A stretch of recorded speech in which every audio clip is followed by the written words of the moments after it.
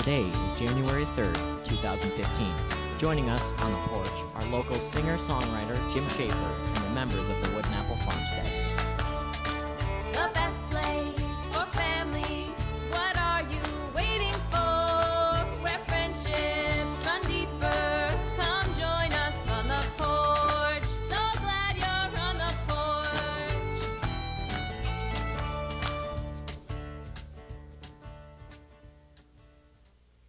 That's right, kids. It is the first show of On the Porch Radio Hour. And every time I've been telling people about the radio show, I've been getting really excited, getting people pumped, trying to get people to watch the podcast and show up in the audience. And they say, what's it for? What are you doing? You just having a radio show, or are you doing something cool? I'm like, well, of course we're doing something cool, or we wouldn't be doing it. So why the porch, you ask? Because we believe that Central New York is packed full of really cool people that are doing really cool things, and nobody knows about it. Sometimes we talk to people and they're like, they're from Oswego or they're local, so we'll bring somebody in from the outside. But what they don't understand is that we have really cool people around here doing really cool things. And so our goal is to be the voice of Central New York and the voice of this area, to bring light to all of the cool things that are happening here. So here, most of the time, the radio show is going to be recorded at the Wooden-Apple Farmstead. You're going to hear from the 7 members of the Wooden-Apple Farmstead today. They're our guests, and we're going to learn a little bit about what they do here. So they're going to be our guests, and we also have a musician named Jim Shaffer. He's a singer-songwriter out of Porch, New York, which is actually only about 8 minutes away by car. Unfortunately, Jim didn't arrive here by car today. It was really interesting. He got here and he looked a little frazzled, and he started explaining to me about his journey to get here, which here at Wooden-Apple Farmstead is Palermo, New York, which is in between Mexico and Fulton and Central Square. And Porch isn't that far away. And so he says, it took me forever to get here. I'm like, man, Jim, you know the roads pretty well. You've been living here for 19 years now. You would think that you would know how to get 8 minutes away. And he said, well, I didn't drive. My neighbor the other day, well, Jim's neighbor the other day, was assembling something in the backyard. Must have been some kind of a Christmas present or something, and he wanted to go over and check it out.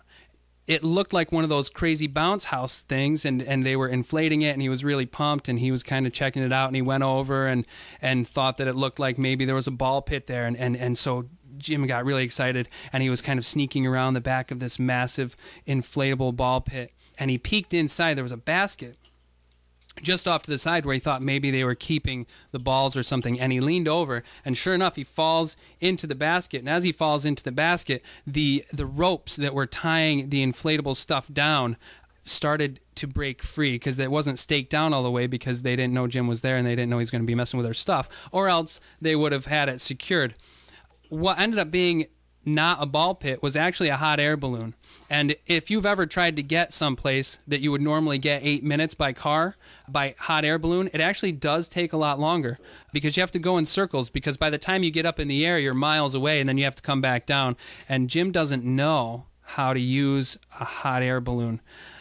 So as he was starting to take off, all of the neighbors that were trying to put up this hot air balloon now are holding on to the ropes. And so Jim is floating across Central New York in this hot air balloon, and he's not saying anything, because Jim's not one to scream. He's a pretty calm guy, and he's just kind of chilling out, and they're all hanging from these ropes, dragging them, and they're telling him to pull this cord or that cord, or pull this thing or light that thing, and he didn't really know what else to do. And so in very Jim Shaffer fashion, he took his guitar off his back and started playing a song.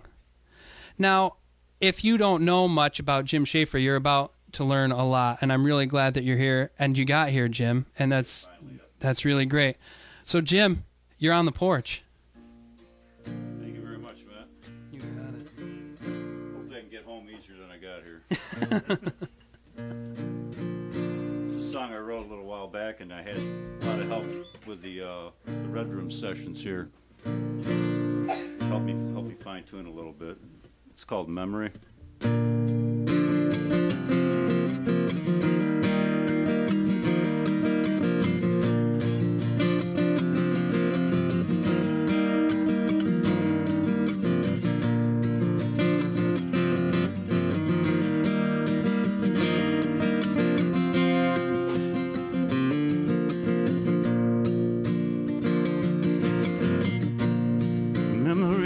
on my boulevard. My shining path, you are my northern star. Memory, deliver me to where I long to be. To the shore, Ontario, where we met so long ago. Her eyes, they beckon me like a sailor to the sea. And the sun hid for a while, for it could not match your smile. And she called me by my name, said dance with me. Oh, memory on my boulevard. My shining path, you are my northern star. Memory, deliver me to where I long to be.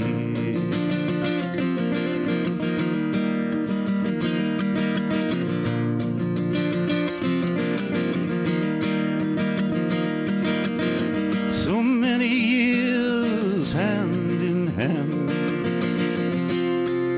we walked so many miles, and as the waves caressed the moonlit sand, she said, dance with me, oh, why lift me on angel wings, let me dance like a kite on a string, hold me tight and then let me run to the setting sun.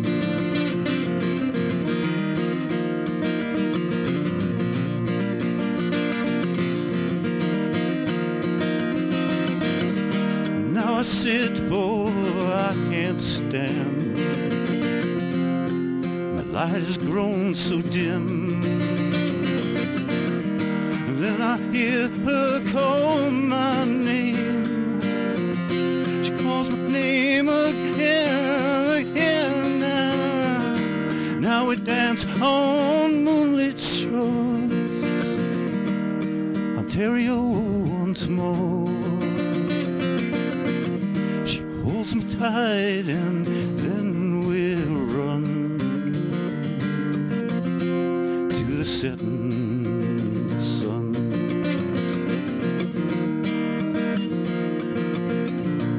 Memory on my boulevard.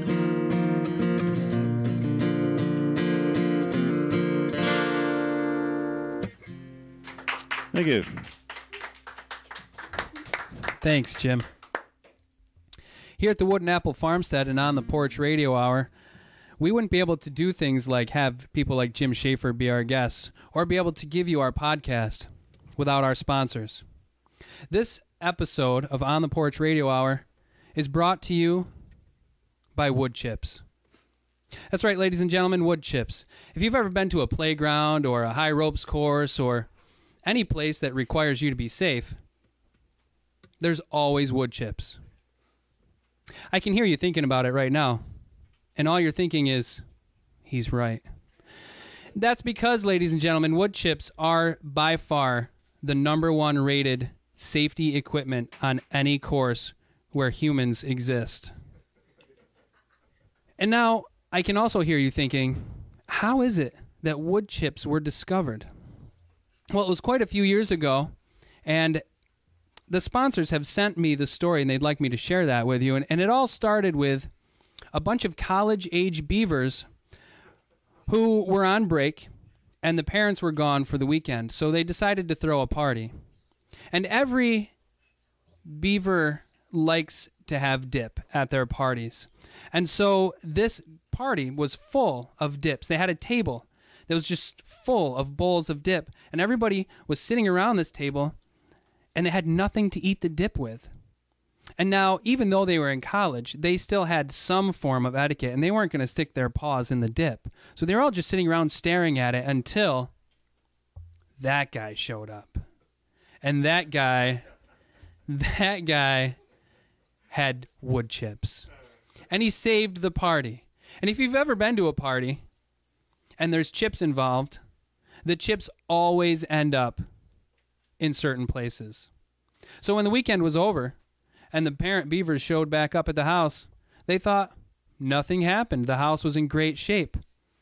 And after a long drive, they walked in to the den and sat down on the couch. And that's when the magic happened.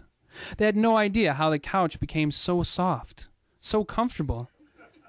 They felt safe and secure. And so when they opened the cushions to see what was going on, they found the wood chips.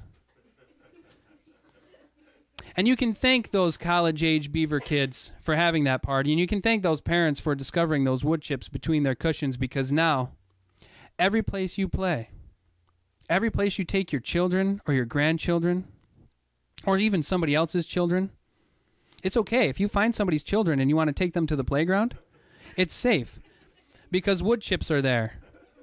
And if you fall off a swing, or you fall off the slide, or you trip while you're running, and you think, my gosh, I should have just died.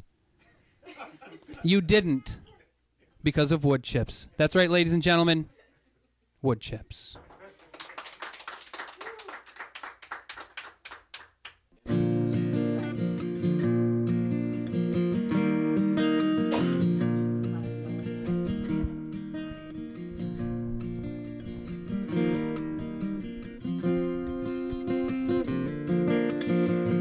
Now it's time that we catch up with our favorite fan of those boulevard beats as Sally meets a busker.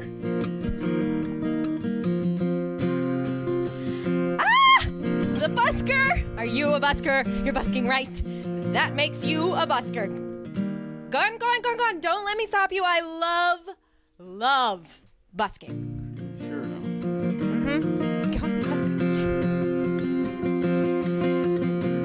How many roads can a man walk down?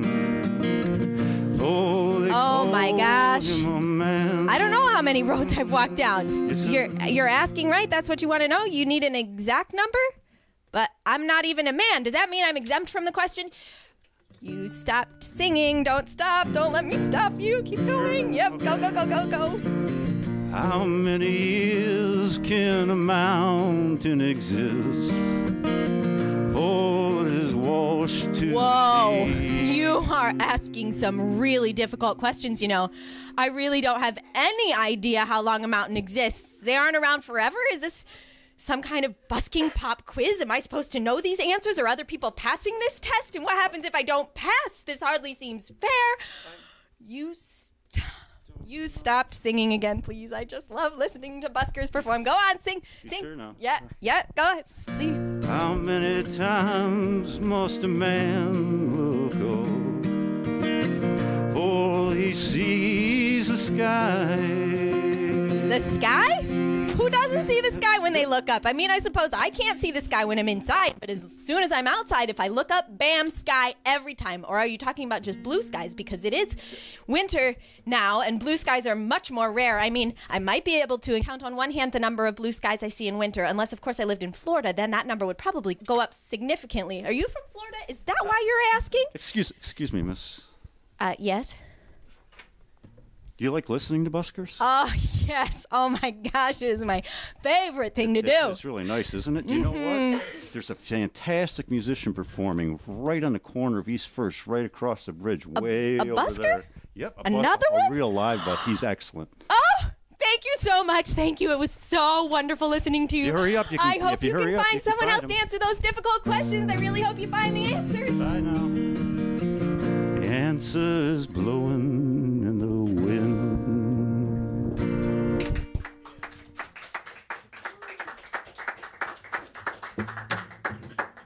So earlier I was asking those, or not asking, but I was answering those questions about why on the porch. And we think that's really important. And so now I'm going to try to answer all those questions about why the Wooden-Apple Farmstead. The Wooden-Apple Farmstead started 3 years ago, and we're here in Palermo, New York. Again, we're located somewhere between Fulton and Mexico and Central Square on County Route 4. And we have all sorts of things from animals to vegetables to you name it, and we probably have it. We've hosted a music festival for 2 years, and that's going to be an annual thing. And we also have what we call our Red Room sessions, which are a singer-songwriter circle where folks can bring unfinished or finished products and sit around and play their songs and sing. I tell stories, and we get some really excellent feedback that then helps us create a better product. Doing all sorts of things like that, and our goals are always to try to improve and create better products here at the Wooden-Apple Farmstead. And so we're going to move on to our first interview with one of our Wooden-Apple Farmstead members. Renee Monet is currently our stage manager for On the Porch Radio Hour, but she also contributes in all sorts of different ways. Renee lives here on the farm. Renee, we're so glad you're here. Thanks for being on the porch. Thank you. So, Renee, you're doing things outside of the farm, like being a nanny and helping take care of people. This is true. And their kids, and you're doing fantastic work. But you're also doing some things on your own and promoting stuff out of the farm here. I'm wondering how much you can explain about all of the really awesome energetic stuff that you're doing. Well, I do quite a wide variety of different healing modalities. I've been trained in Reiki and other energy work.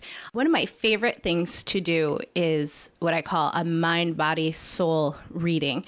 And the person will get 3 images from me, one that represents their mental and emotional body, one that represents their energetic body, and one that represents their physical body. And then we have a meeting together and we discuss how those things interact together, and we can make a plan for how to improve your holistic wellness.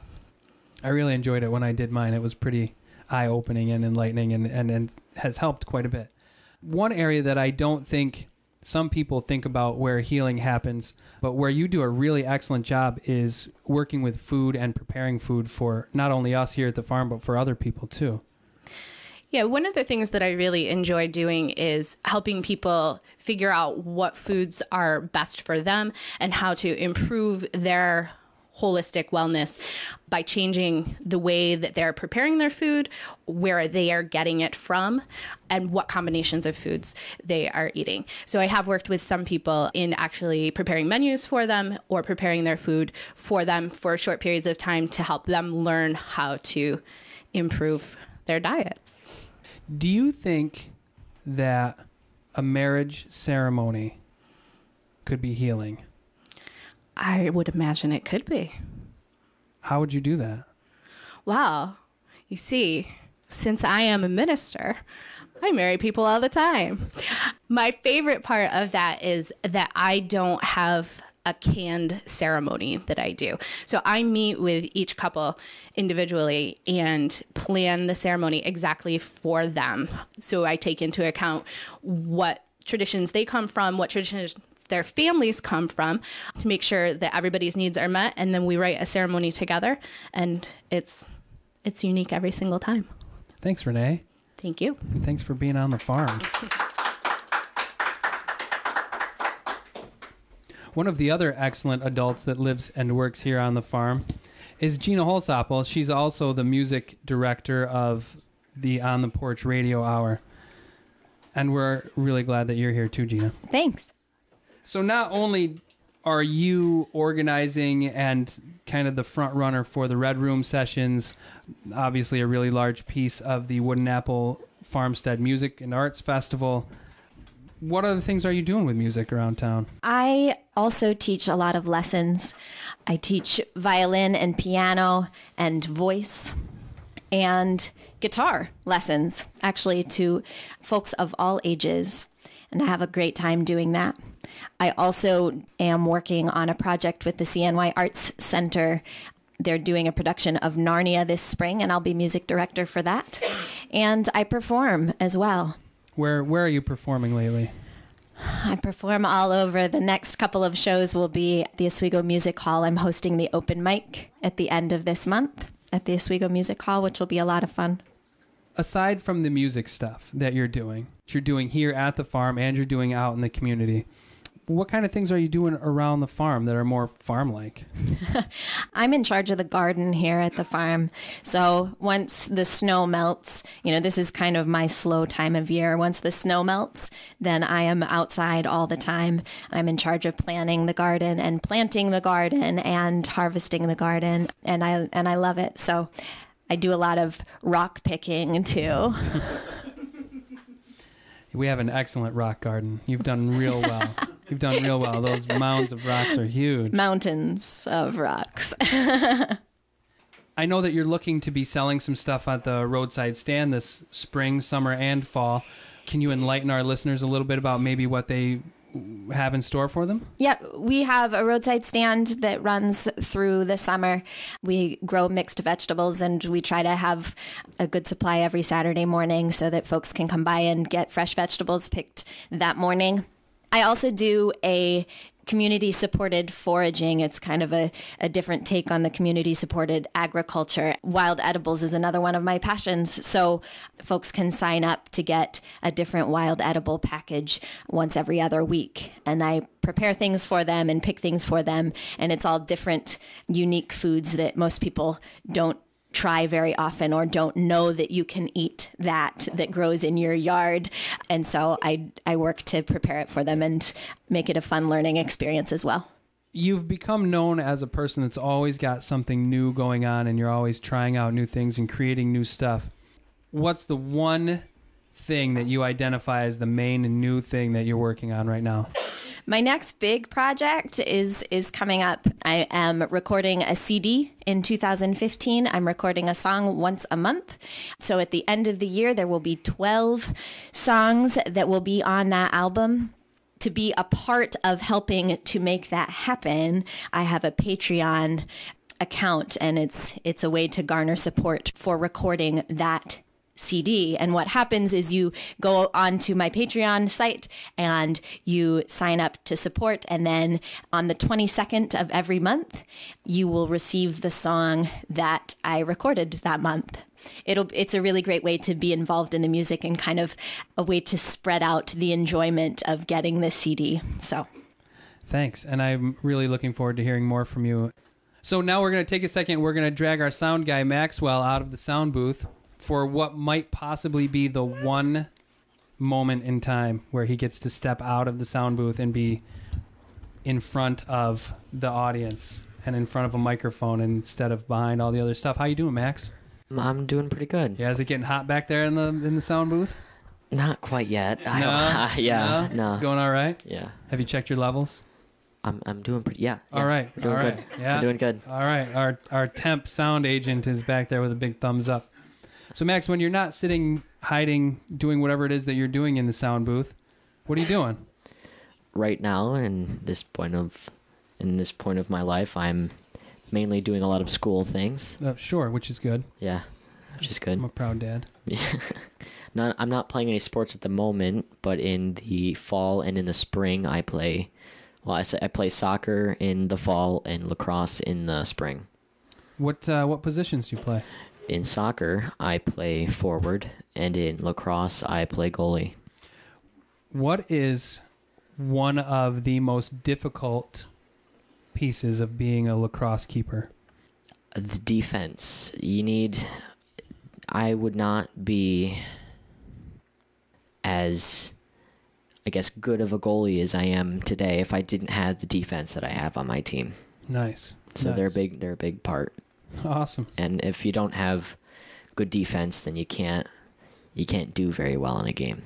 Sure. Have you started doing any prep or getting ready for lacrosse this fall or this spring? I've started working out a little more. I've been doing some cardio, running. Awesome. Yeah. Thanks, Max. Get back in the sound booth. Welcome. All right.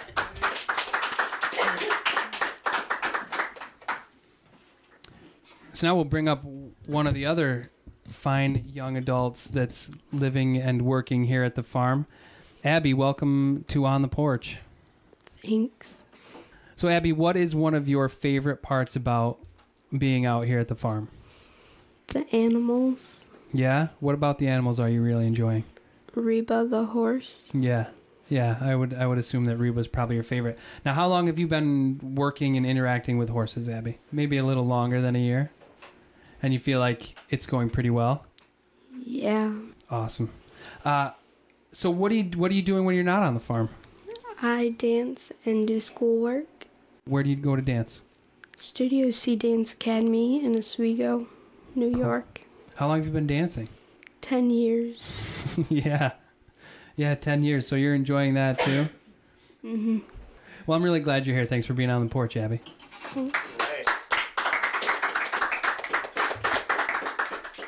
Now, there's 4 kids total that live here at the farm. One of them we're actually gonna skip right now, and we're gonna come back and meet him later. So for right now, we'll skip on to the youngest, and we'll find out what's going on in the world of Trillium. What's going on, Lily?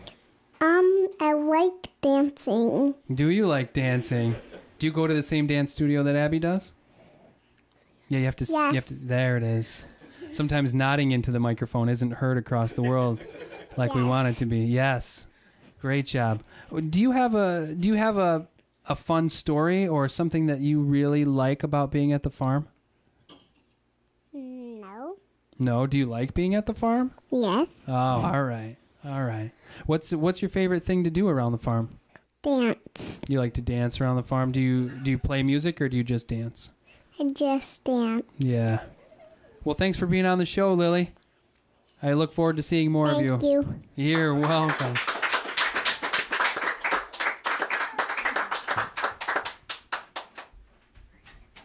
Oh, so I guess that brings us to me. I was getting ready to pass it on, but I forget that I'm interviewing people. So, hey, I'm Matthew Wood, and I am your host of On the Porch Radio Hour, which is actually something that I've really been looking forward to doing and have been talking about doing for years.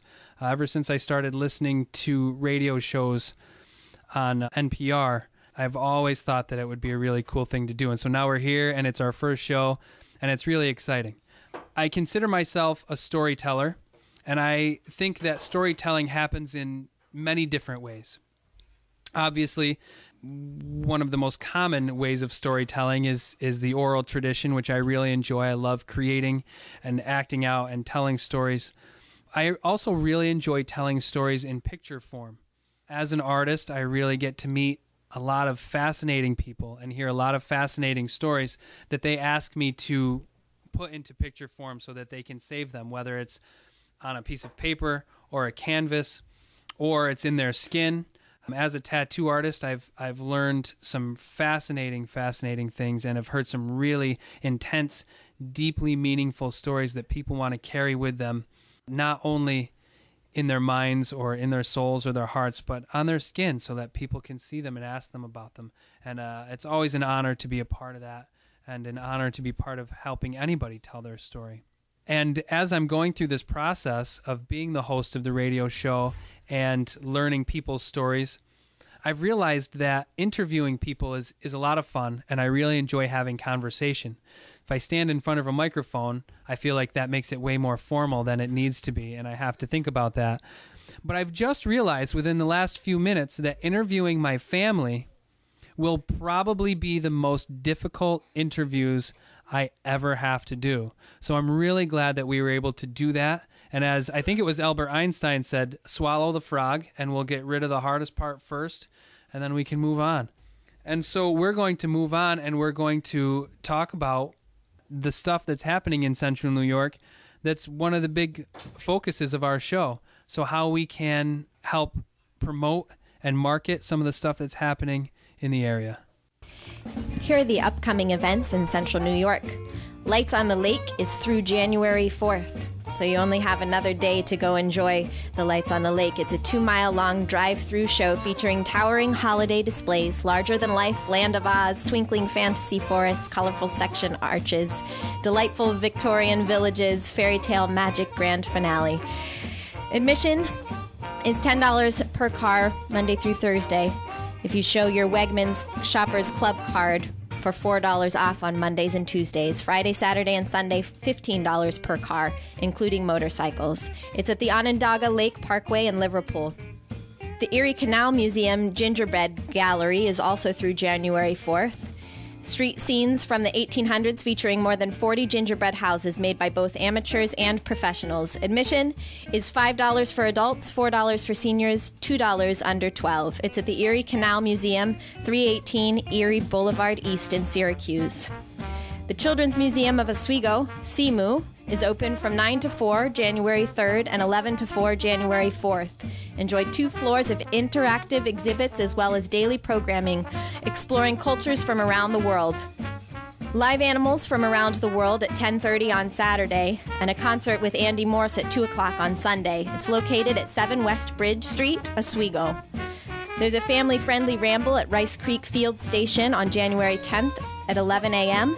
A naturalist will lead a walk to explore trails and wetlands. Dress for the weather. Call 315-312-6677 the morning of the hike to check the trail conditions.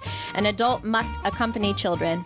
The Art and Soul Watercolor Group show and sale at the Piano and Organ Center in the Great Northern Mall is throughout January. They have framed paintings, originals, and reproductions. The CNY Arts Center has auditions for Narnia, the musical. Wednesday, January 21st from 5:30 to 8 p.m. and Saturday, January 24th from 10:30 a.m. to 1:30 p.m. Callbacks will be Saturday, January 24th from 3:30 to 5. Ages 7 and up. Please come prepared with a song and to read from the script. The Oswego Music Hall has several shows coming up. The Burns and Christie Band on January 10th at 7:30 p.m. and the open mic hosted by Larry Kyle the evening before, January 9th, from 7 to 10 p.m. Here at the Wooden-Apple Farmstead, we have a community meal the third Sunday of the month, January 18th at 4 p.m. And our Red Room Sessions is the last Sunday of every month. In January, it's January 25th, starting at 6 p.m.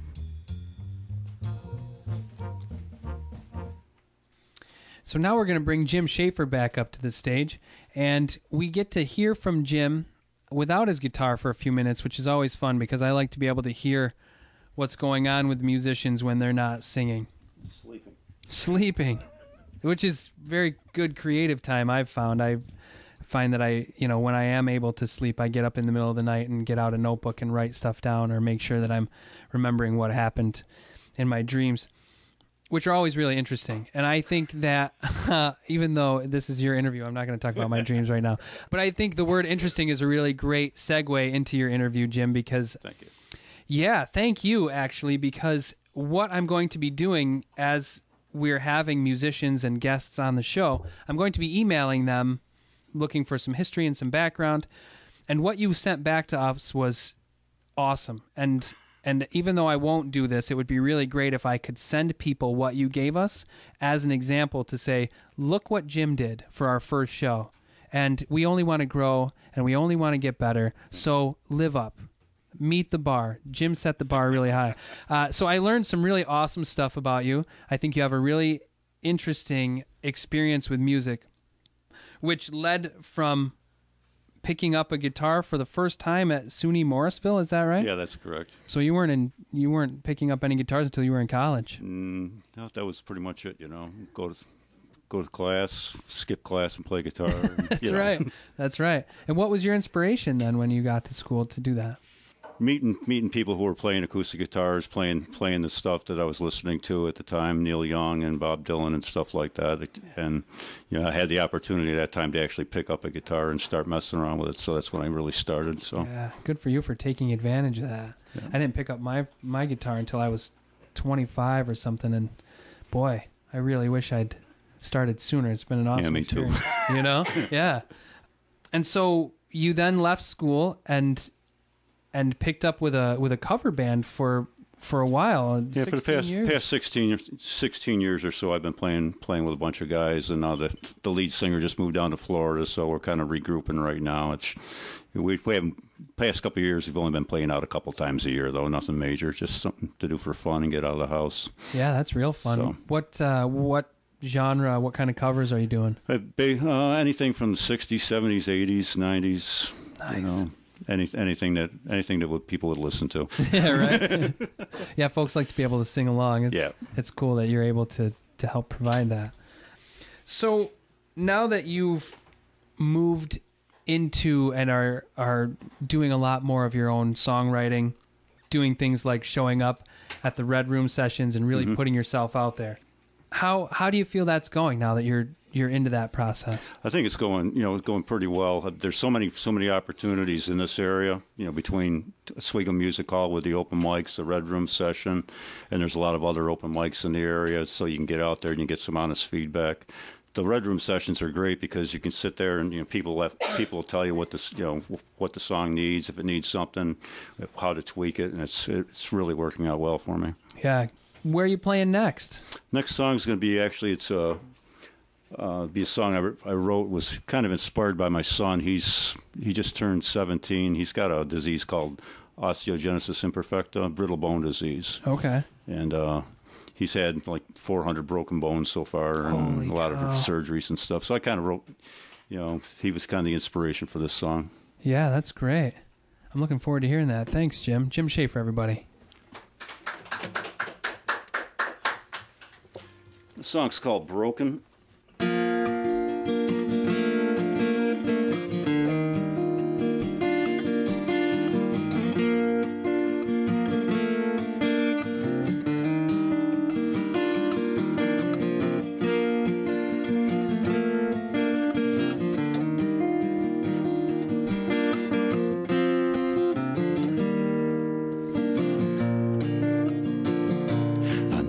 Broken, laying on the ground. I know you're searching for answers that can't be found. I know you're praying for the pain to finally end. I know you're broken again. I hear you crying behind your wall. I hear you curse the day when evening falls. I know you've tried so hard, but you can't bend. I know you're broken again. Life is so unkind, life is so unfair. Some search for gold, they want it all. Your only wish is just to run without a care, and to laugh if you should fall. Your only wish is just to run without a care. A love to come if you should fall.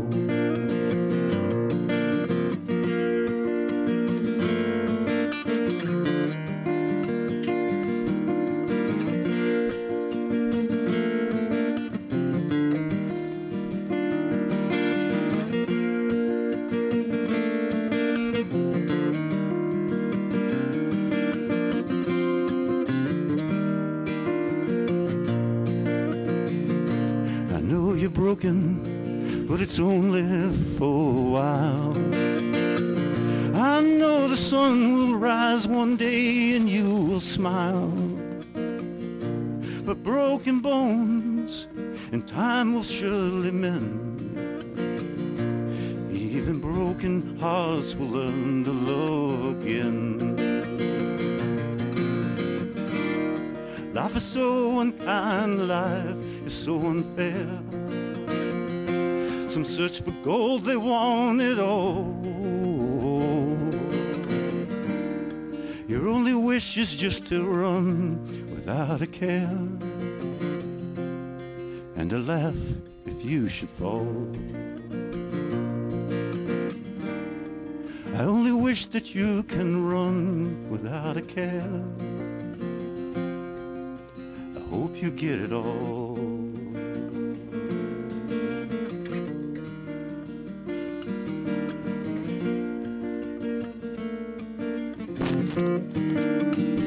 I know you're broken.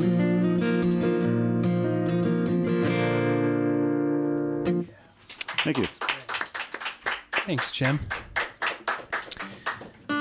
So, Jim, I know that you've got a little bit more for us. I have one more question for you, and I'm wondering, based on your experience and picking up your guitar, and learning later on and kind of throwing yourself out there as you are and writing songs and really putting yourself out there, what kind of inspiration, what kind of parting inspiration do you have for any aspiring songwriters out there? I can't read music, I can't write music, and I learned to play guitar by myself. I mean, if you got a song that you want to sing, the best thing to do is just to do it. That's all, just do it. I guess that's all.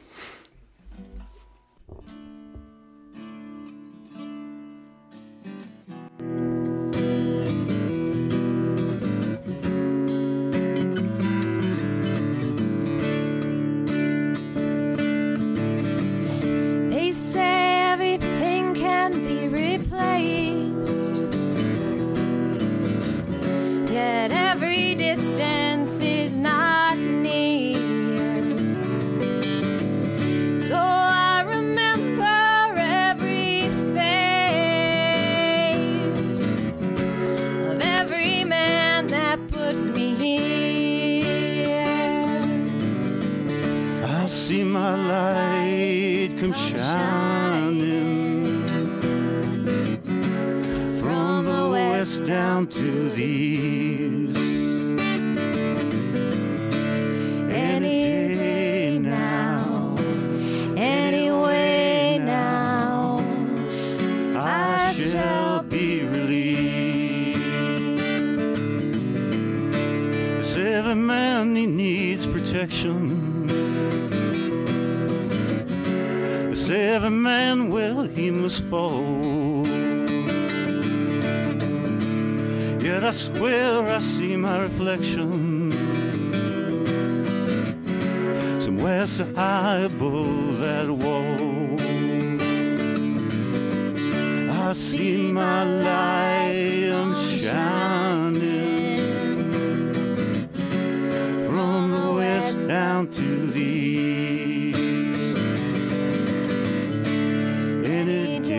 Now, anyway now, I shall be released.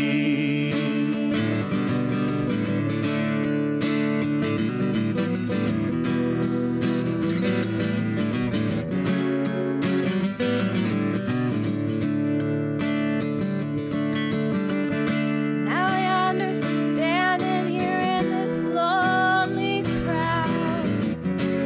Man who swears Not to blame.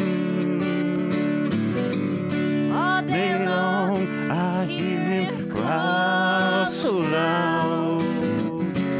Yeah, now that he's been frail. I see my light come shining from the west down to the east. Any day now, anyway now, I shall be released. Any day now, anyway now, I shall be released.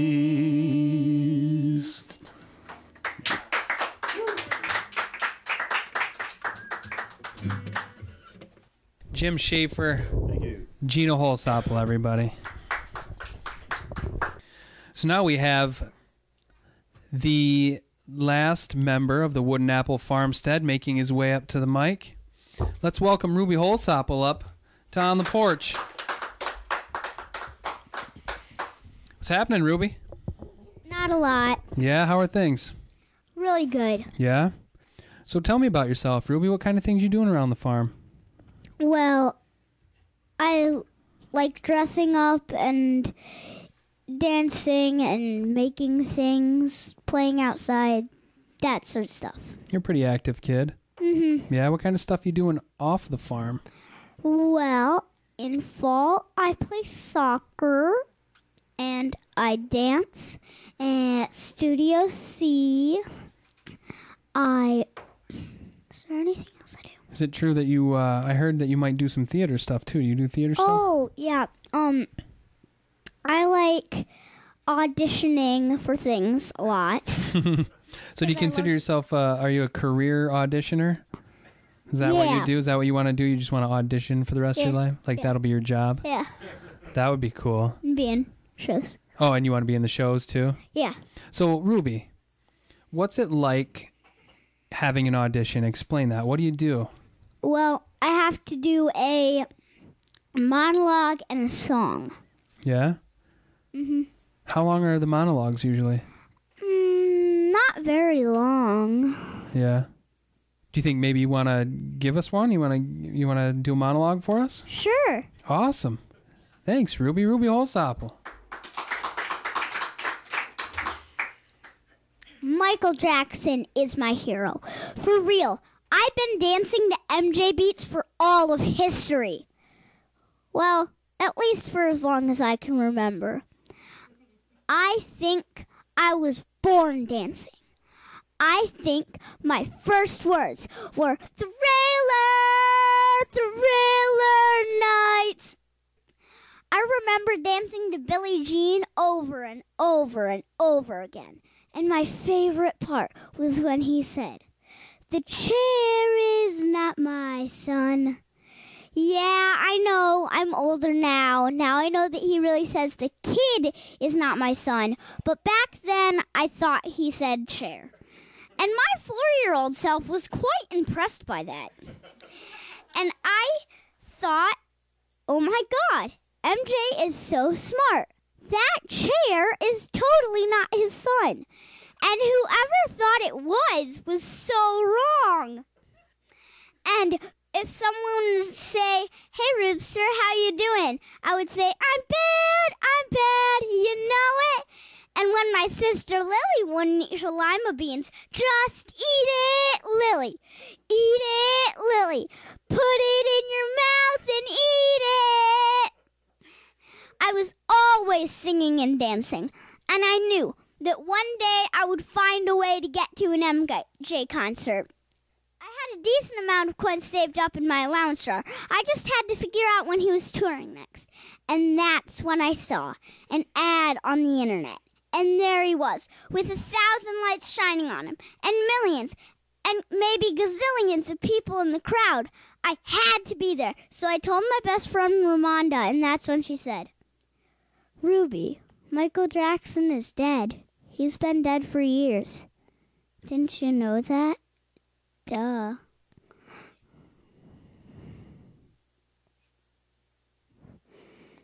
Why didn't anyone tell me? I don't dance to MJ as much now, but he was a genius, and he'll always be my hero.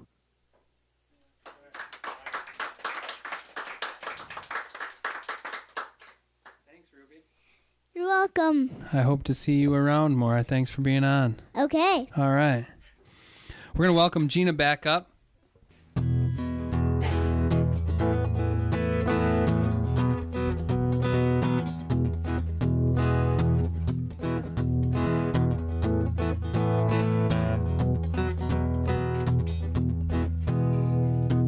Everybody wants something to believe. Everybody wants someone who needs them. Everybody needs a little rest, a little piece of what they think is best. And everybody wants something to do. Everybody wants something to be true. Everybody wants someone to love.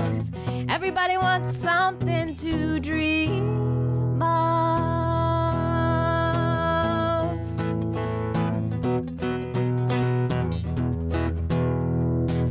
Everybody needs a little time. Everyone just needs somewhere to shine. Everybody wants a chance to share, to show somebody that they care. And everybody needs a little space. Everyone's just trying to find their way. Everybody wants to have their dance. Everyone just needs needs to take that chance. So take the time to be a friend and make the space to finally mend. Give someone something to believe. Let someone know how much you need them.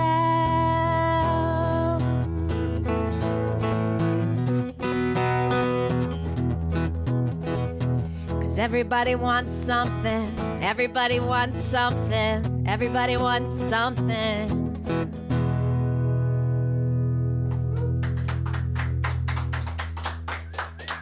Thank you. Thanks, Gina. So it was October 25th, 1765. Just a couple years after the end of what's known as the French Indian War, or to some folks, the 7 Years' War. And there was a group of those French Indians that were now displaced. The French and the Indians that were fighting together had been marrying one another, trappers from France and women and men from Native American tribes were getting married and were fighting in that 7 Years' War. And when it was over, they had no place to be. They had no place to go. They didn't know where they belonged. And so they started traveling. French Indian nomads across the North American continent trying to find a place to call home. On their journey, this one particular group would stop someplace. And their elected leader, or chosen leader, would stop and look around, and they would all look and wonder and ask, "Is this our home?"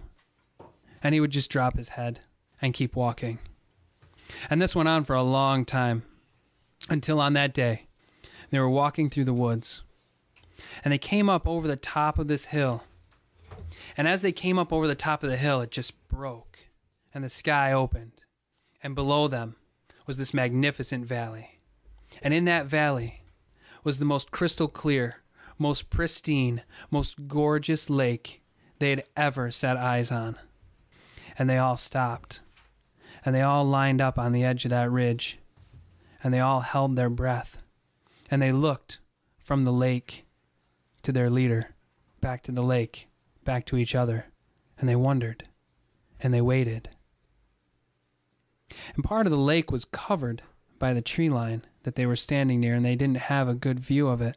And out from behind that tree line floated the most majestic swan they had ever laid their eyes on. Now these people knew the land, and they knew the animals that lived in the land, but they'd never seen anything like this before. The swan was enormous, and it just floated. And it was like every beam of light that was touching them left and just swarmed and gathered around this swan. And in that moment they all knew, but they held their breath, and they looked to their leader, and they said, "Is this our home?" And they stood in silence. And just then, as they were waiting, their leader smiled, and they watched his gaze as it went from them back to the swan. And around the bottom of the swan, the water started to ripple, and then it started to boil, and then it erupted, and this gigantic, that doesn't even cover it, this enormous fish just flew out of the water. And as the story goes, if you took a salmon and a catfish and mated them, this was their child. This giant cat salmon flying out of the water, and all of the light that had surrounded that swan left, and it just opened. And as the cat salmon came back down, it entered the water. The most gorgeous dive that could never be duplicated by any Olympic swimmer or diver. The water never moved, and the fish just disappeared. And so did the swan. In one swallow. And they all looked at their leader, and all their hope left. And he pointed at the lake, and he smiled, and he said, "This is our home." Now we fast forward 235 years later, where that village is still there, and the people of Tonkahogen still tell that story. Well, they have to. Their town is named after that fish. Tonkahogen, in that native language of the people that founded this town, means big fish. And so the local school has a mascot, which is a giant cat salmon. And every year they have a festival for the people, so that they can get together and they can remember why they're there, and that they have a home, and that they belong somewhere. Because nowhere else do they belong. What does it even mean to be French Indian?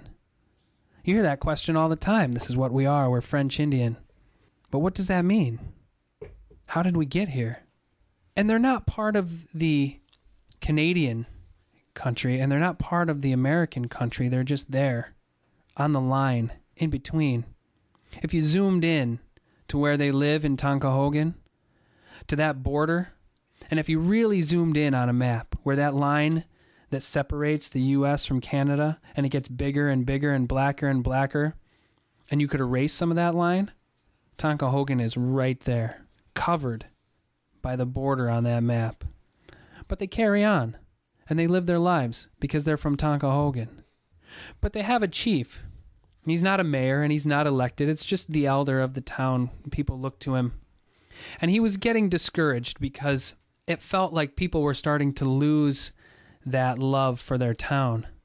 The signs that they kept so freshly cleaned and painted every year, that as you enter any part of the town on any road, those signs read, "This is my home. This is what they do. This is how they live." And he felt like they were getting discouraged. And so he went on a vision quest of sorts. And he ended up in Ohio. And in Ohio, he was there and he was meeting with other French Indian communities. And he was trying to figure out how they do it and how they feel like they belong somewhere. And the answer was always the same: we really don't. And while he was in Ohio, he decided to go out because people talk at bars and he wanted to hear the stories. And so as he was walking to a bar to hear some stories, he walked past a small venue where there was a tiny sign. And on that sign it said, "Tonight, live, one night only, Dave Carter and Tracy Grammer." Now, he'd heard of Dave Carter and Tracy Grammer, so he thought he'd go inside. And they played the most beautiful song he'd ever heard. And he remembered that this is what he needed. He remembered why he came down and why he was on this trip, so he went back home. And once he got home, he heard a lot of stories. And he himself got discouraged, and he never told anybody about his experience. Until July 20th, somebody called him on the phone from Massachusetts. And they had heard that he was looking for that story, and that he had had that connection in Ohio, and that he never did anything with it. And this person called from Massachusetts and said, "Dave Carter and Tracy Grammer were in town. And Dave died yesterday of a massive heart attack. And I know that you had a really strong connection to that song, and I thought you should know." So the next day, Chief went out into town, and he called all the people together. And they all gathered round, and he told that story. And ever since he told that story, every night, when the people of Tonkahogen go to bed, whenever they sit around the dinner table and get ready to eat together, whenever they have one of their festivals or a town meeting, and they all stand up and they hold hands, and it gets silent, so that for miles and miles beyond the town borders, all you can hear is the town song. "This is my home. This is my only home. This is the only sacred ground that I have ever known. Should I stray in the dark night alone, rock me, goddess, in the gentle arms of Eden. Rock me, goddess, in the gentle arms of Eden."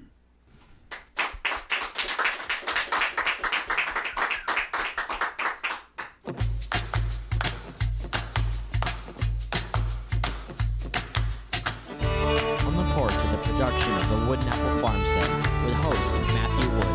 Our musical director is Gina Holzapfel. Our stage manager is Ray Monet. Our sound technician is Maxwell Wood. Contributing writers for this show include Matthew Wood, Gina Holzapfel, and Kelly Dawn Holzapfel. Special guests include Jim Shaffer and Wooden-Apple Farmstead. Find information about past shows, being on the porch, and much more online at ontheporch.weebly.com.